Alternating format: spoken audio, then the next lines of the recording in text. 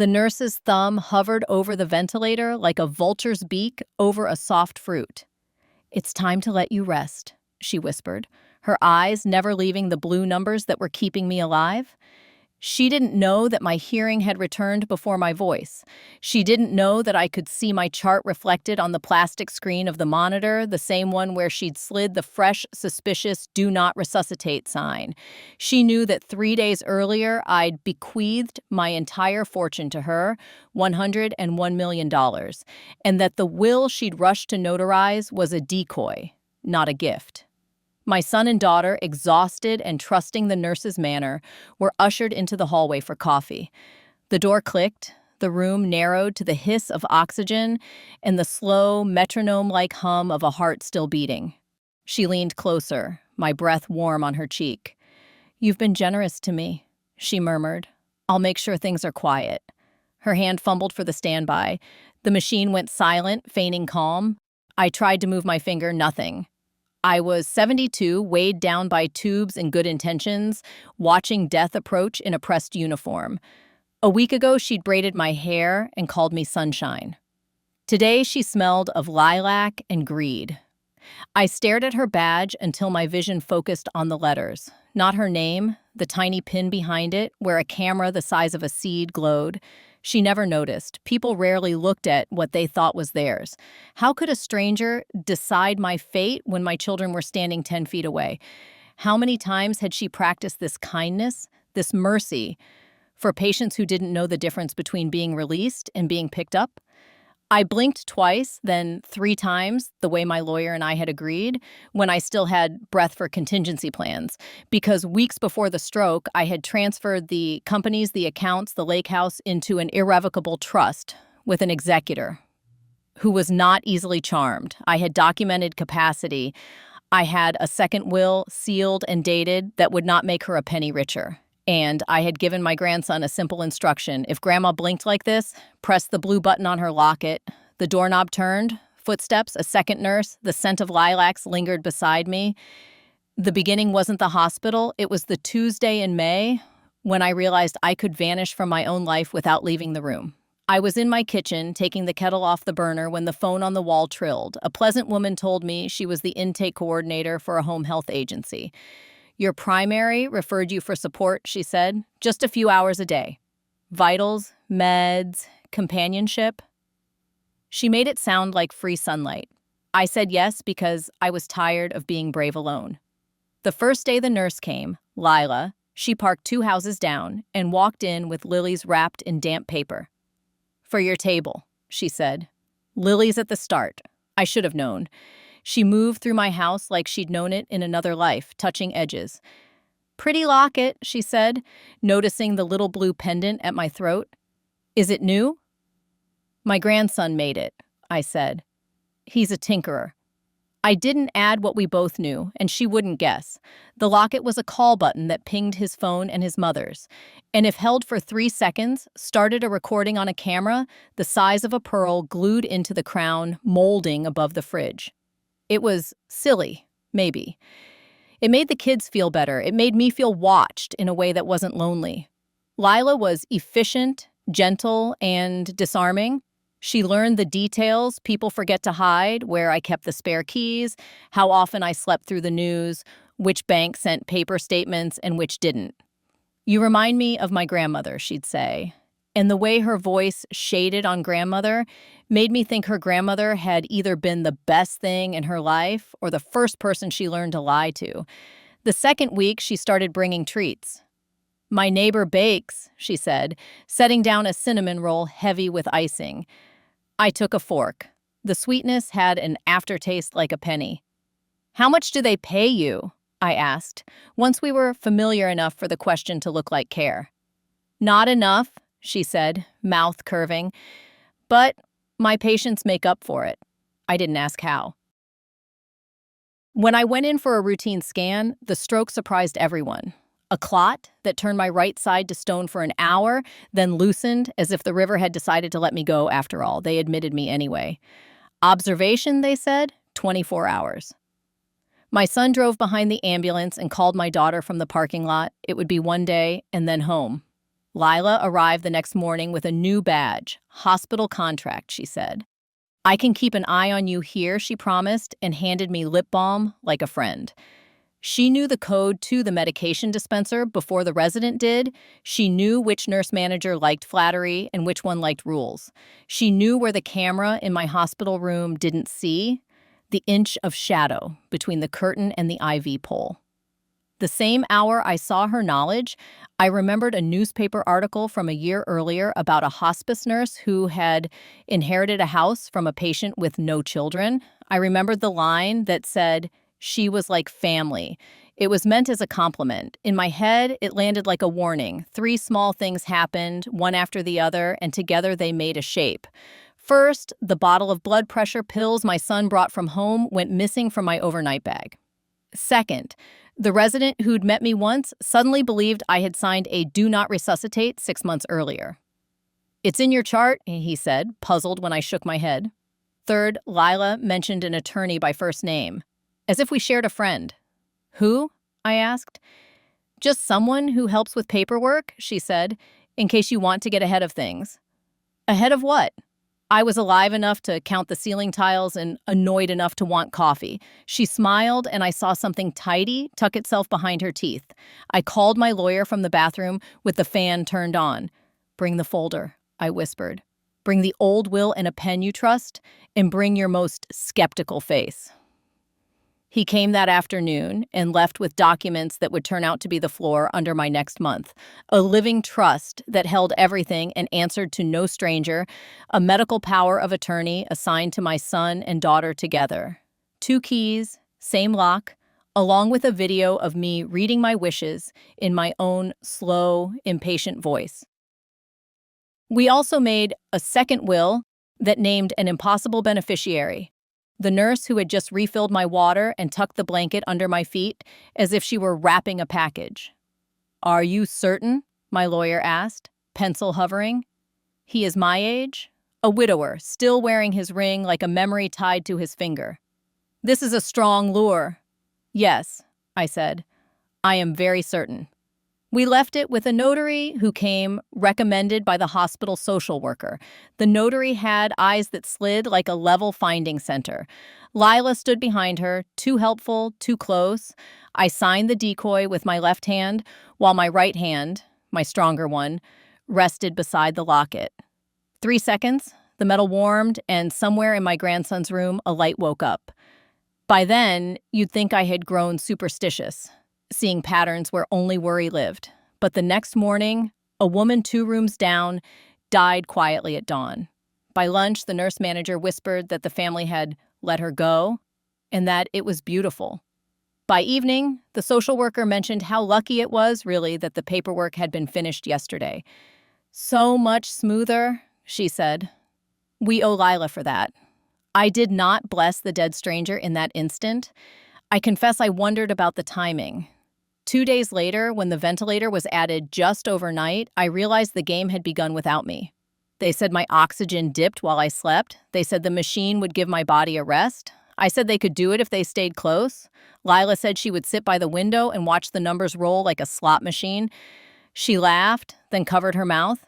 I didn't mean it like that. I couldn't speak with the tube pressed between my teeth. I could listen. Lila talked to me like we were already on the other side of something. She told me about her childhood in the Panhandle and a mother who had taught her that good girls didn't ask for anything. "So I learned to invite it to me," she said. She said the hospital was a hungry animal and that patients were better off with someone who knew where its teeth were. She said she could make anything simple. "Simple is an old woman's wish," I wrote on a pad, and she tucked the paper into her pocket like a vow. The morning her thumb hovered over the ventilator, I had already not slept. I had counted the beeps and the shadow slants on the blinds and the steps between my bed and the hallway. I had watched my children leave for coffee, trusting a woman they had known for a month and whom I had known for 3. I had blinked twice and then 3 times. The door handle turned, footsteps. A second nurse entered, then paused. "What are you doing?" she asked, voice flat. "Comfort measures," Lila said without turning. "She's DNR." The second nurse, Evie was the type who ironed her scrubs and pinned her curls back so tight they couldn't think of disobeying. She glanced at the chart, then at me. "There's a capacity video in this file," she said slowly, tapping the tablet. "I don't think—" The alarm trilled. Lila's hand had shifted, a setting it shouldn't have. My world narrowed to the blue numbers and the sound of my own breath trying to outrun a machine. Evie crossed the space in 2 steps and laid her hand over Lila's. Not rough. Final. "Stop!" "Family asked," Lila said. "She asked," Evie said, nodding to me. "Different verb." They stared at each other. Lila's pretty face went blank in the subtlest way, as if she'd slipped a mask on inside her skin. "If you're not comfortable, I'll manage it," she said, and moved to block the view of the monitor. The locket at my throat vibrated. The blue light, to anyone else a piece of costume jewelry, pulsed once.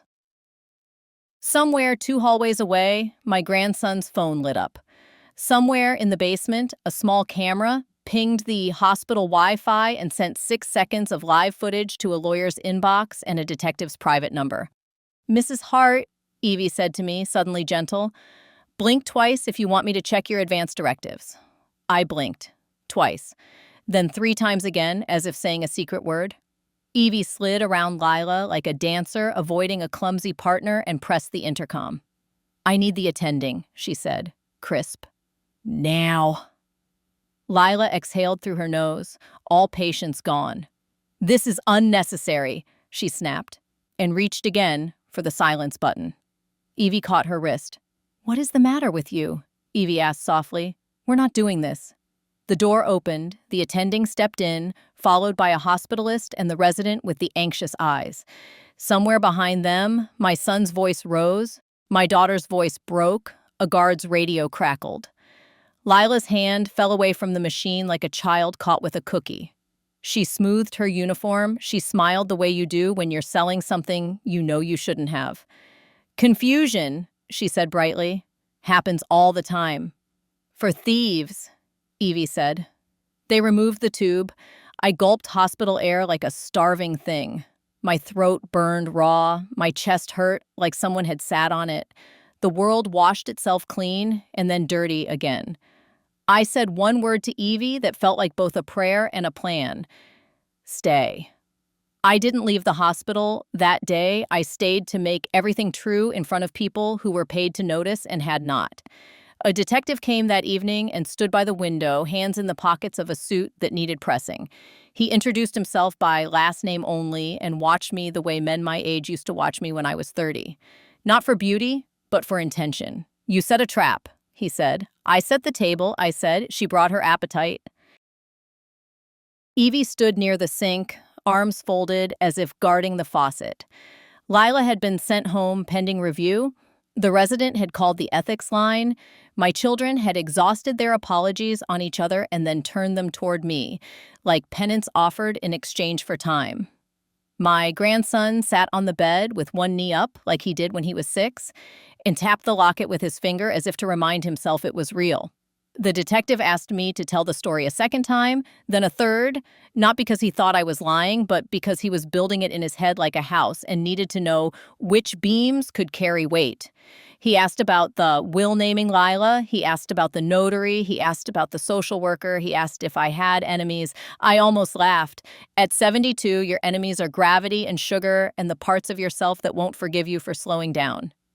"Tell me about your money," he said at last, embarrassed in a way that made me like him. "People do strange things around money." "It's not money," I said. "It's definition." "People think inheritance means permission." I told him how I had built what I had, not with whimsy or luck, with 20 years of early mornings and the ugly kind of persistence. When my husband died, I ran the small logistics company. He left me with a yellow legal pad and a good pen. We had 5 trucks and 2 reliable drivers. By the time I turned 60, we had 30 trucks, 3 warehouses, and more contracts than I could keep on the pad. I sold to a national firm at a price that could have been a joke. I took the money and bought quiet, a house by the lake, an annuity big enough to make my children's weddings easy, a scholarship in my husband's name for kids who had to work harder than everyone else just to get to the starting line. I kept my mornings and my pen. I kept my list of who I could trust. It was a short list, and it didn't include anyone who called me Sunshine. Why leave it to her, Guillaume? The detective asked. Because she wanted it too badly, I said. And because every important mistake I've ever watched someone make started with a want they didn't admit to themselves. He nodded. You think she's done this before? I think she thinks she's merciful, I said. And I think mercy is the easiest word to hide a knife in. An internal investigation opened, then a legal one.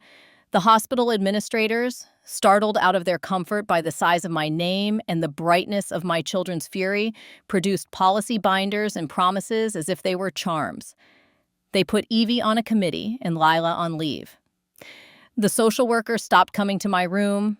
The notary didn't return calls. I went home 2 days later with a sore throat and a new friend who texted me once an hour for a week to make sure I didn't stop breathing out of spite. Evie had a mother in Arizona and a husband who'd left because he wanted a young life. She came on her days off to drink coffee at my table and watch the camera footage with me, her disgust steady as the second hand. I wasn't the first patient she had seen helped too soon. I was the first to blink a plan. The detective called a week after my discharge. We'd like you to come down, he said, and bring your attorney. The police station smelled like dust and old coffee. He led me to an interview room where a camera sat on the wall like an unblinking eye. He didn't record, not yet. He wanted to talk first as people. We pulled dispensing logs, he said. We're looking at chart edits. There's a pattern, how many? I asked. 5, maybe 6, he said softly. Right now. He slid a photo across the table. It was a woman around my age, hair white and neat, eyes kind, and a little frightened. She left $40,000 to a caregiver appreciation fund at a P.O. box, he said. The signature looks like yours would if you'd signed with your left hand. I kept my hands in my lap. I wanted to point out that my left-handed signature still looked like my name and that the letter S in heart has a flick at the top I have never been able to remove. I didn't. I asked for tea and got water that tasted like a paper cup. They recorded my statement the next day. The prosecutor came in, a woman my granddaughter's age with hair like a raven and questions that stacked on each other until they made a staircase to a door only she could see. When we were done, she turned the camera off and looked at me the way you look at someone you aren't sure you should admire. You're brave, she said. No, I said. I'm angry. We didn't go to court right away. Real justice moves slower than story justice. I learned patience again, on as if I were young and waiting for the first of the month. Meanwhile, I healed. I wrote letters I had not made time for. I fired the home health agency and hired a part-time woman who came with references from people who had no reason to lie. I replaced the lilies on my table with stubborn peonies and cut the stems myself. My daughter came over one morning with muffins, and the hard look she gets when she is carrying a secret she has decided will not ruin her. She sat without removing her coat. I need to tell you something, she said, and my stomach fell like an elevator that forgot its job. Tell me, I said. The day that notary came to the hospital, she said, she asked me to witness your signature. She said it was routine. I signed. Her mouth shook. I didn't read it. I didn't know. Of course she hadn't. We trust people who speak in forms. We trust anyone who brings a clipboard when we are tired. I'm sorry, she said. I made it easy for her. She was expecting my anger to crash over her. It didn't, not because I'm a saint, but because I had been saving my anger like a storm for the right field. I took her hand. You made it easy for me, I said. Now I can show a jury that anyone could have been fooled. She cried, then laughed at herself for crying. She called herself names I won't repeat. She told me that after she signed, Lila had asked about my accounts and whether my daughter had access. I said yes, she admitted, because I thought that would reassure her. She looked smaller than she is, younger than I remember, more my child than my equal. How could I be so stupid? How could they be so sure we would be? I asked back. What do they know about middle-aged daughters they can use? She looked up, startled. That we're tired, she said, that we always feel behind. And that if someone calls us good, we'll sign anything, I added.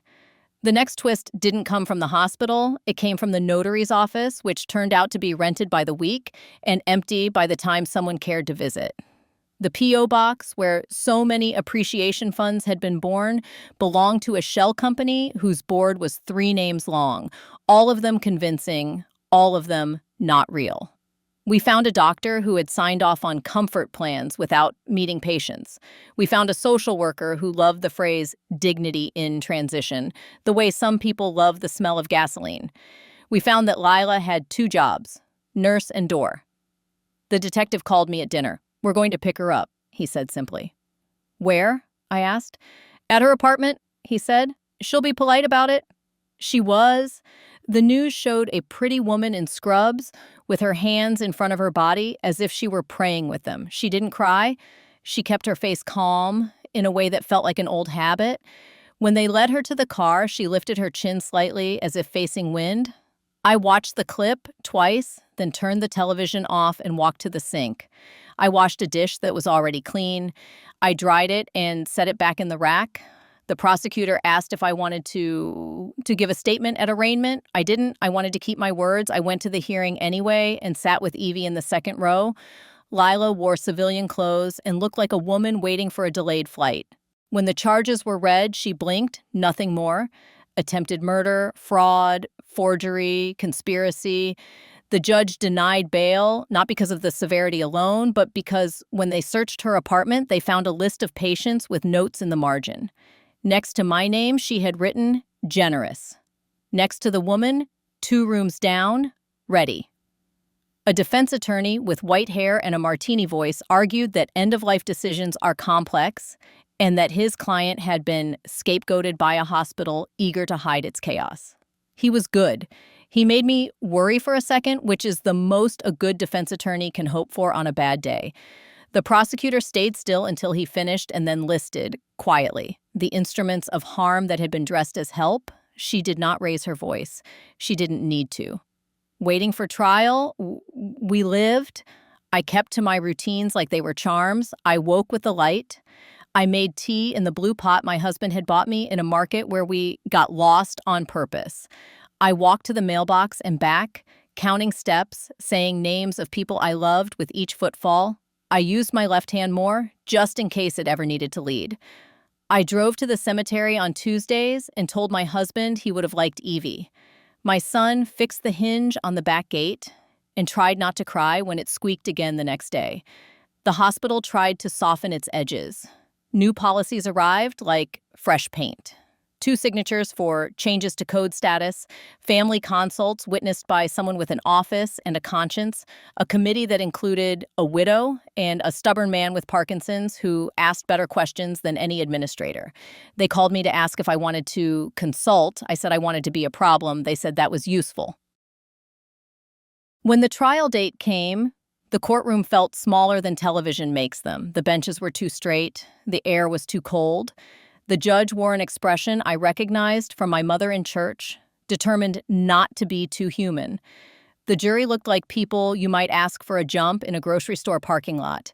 I sat in the front row so I could lean forward without anyone hissing at me for disrupting the view. The prosecutors laid out the story like a blueprint. They started with small, sharp things, timestamps, medication logs, badge swipes. Then they widened to the human and ugly, grief weaponized, trust bent. They called Evie first. She told the story without decoration. She did not call Lila a monster. She called her a colleague. She looked at Lila once and then at the jurors as if to say, decide. They called me third. I walked to the stand with my good knee doing most of the work. I swore. I sat. I told them how it feels to listen to someone decide your end, like they are choosing a new color for a guest room. I told them about the will that was not a will and the trust that was. I told them about the locket, the camera, the blue light, the blink. Why did you leave her the money, ma foi? The prosecutor asked near the end. To make her show me who she was, I said. People are never more themselves than when they think they've already won. The defense tried to carve my story into slices thin enough to see through. He asked me if I resented being old. He asked me if I feared death. He asked me if I had ever, in a moment of weakness, wished to be done. He wanted me to admit that desire so he could attach everything to it like a life raft. I told the truth, of course. Of course, I had wished at 3 a.m. when the house sounds like someone else is walking in it to be on the other side of the worry, but I had not wished for someone else's hand to push me through. "Would you say you are a controlling person, Mrs. Hart?" he asked, voice soft, as if offering a scandal. "I built a company," I said. "I've been in charge of things." He smiled like a cat that finds a lap. "Exactly. I am also very good at knowing when someone wants something they shouldn't have," I added. "I have hired and fired. I have watched people reach. It leaves a mark in the air." He paused, then nodded, surprising himself by respecting me. "No further questions," he said. Lila did not testify. When we were finished, she remained the most self-possessed person in the room. Her hands stayed quiet in her lap. Her face didn't shift except when a nurse she used to work with cried on the stand and said she had thought Lila was just strong. I almost felt sorry for her in that instant. Almost. Strength unmoored from conscience is hunger. The jury went out on a Wednesday just after lunch. They were back by 4, guilty on all counts. Lila took the words without moving. The judge set sentencing for the following month and remanded her to custody. The deputy touched her elbow as if it were a dangerous thing to leave alone. She walked out, chin up, the way she had walked in. I didn't cheer. I didn't cry. I breathed. My daughter squeezed my hand so hard that if I had been 20 years younger, I would have told her to stop. My son touched the crown of my head like he had when he was 4 and liked to count my gray hairs. Evie sat back with her eyes closed and whispered something that sounded like thank you and forgive me. Mixed. The day of sentencing, I wrote a statement and then crossed out half of it. I don't like the sound of my voice when I start listing virtues. I prefer lists of tasks. But this was a task too, the kind that hurts the hand that does it and heals something else. I told the court that there is a special kind of terror in having your end rearranged in front of you by a smiling person. I told them that mercy without consent is theft. I told them I am not a symbol, just a woman who did not have time to be anyone's lesson because I was too busy being alive. I said I hoped Lila would someday feel the weight of the hands she had moved off their own bodies. I said I would spend the rest of my days making it harder for anyone like her to try again. The judge listened as if what I said mattered and then sentenced Lila to years that would be counted by a calendar that didn't care who she had been. The numbers weren't everything. Numbers never are. But they were enough. Revenge, people expect, looks like ruin. Sometimes it looks like paperwork. I met with the hospital board the next week. They were all gray suits and careful apologies. I told them I wanted a training program for nurses called the Blue Button, funded for a decade, with bonuses for those who reported unsafe practices and protections for those who did. I wanted an independent hotline staffed by people who understood what it means to be the only sober one at the party. I wanted cameras permitted where people were most often hurt and a consent form written by a widow, not a lawyer. They nodded. They promised. I waited. I insisted on dates. I brought a pen. They gave me what I asked for because they were embarrassed and because they were tired of my voice on their voicemail. The first Blue Button training class graduated in spring with Evie cutting a ribbon she had ironed herself. I rewrote my trust. I left nothing to my children they could spend and everything they could steward. I set up a scholarship in Lila's grandmother's name because sometimes you get to choose your ghosts and sometimes you fix the ones someone else left broken. I paid for 3 nurses to finish degrees and for 1 orderly to become a respiratory therapist because he had stood by my bed and rubbed my knuckles when the machine was louder than my courage. My daughter asked if I would forgive her for signing what she didn't read. I told her I had, then I told her the cost of my forgiveness was her time at the Blue Button once a week for a year. She did it. She learned how to say no to clipboards. She got good at it. She taught her daughter. My son took over my morning walks when I was wobbly and taught me to trust my knee again. You always wanted to go too fast, he said, grinning, not unkindly. He taught me to use the headphones the way kids do, like glorified earmuffs, and together we walked to a playlist of old songs and someone new who sounded like hope. I did one thing that wasn't practical, and I kept it like a secret even from myself until it was done. The day after sentencing, I asked my lawyer to get me on the prison visitation list. He sighed and asked me if I was sure. I was. I wanted to look at the woman who had almost made me a story told by someone else. The prison smelled like rain and bleach.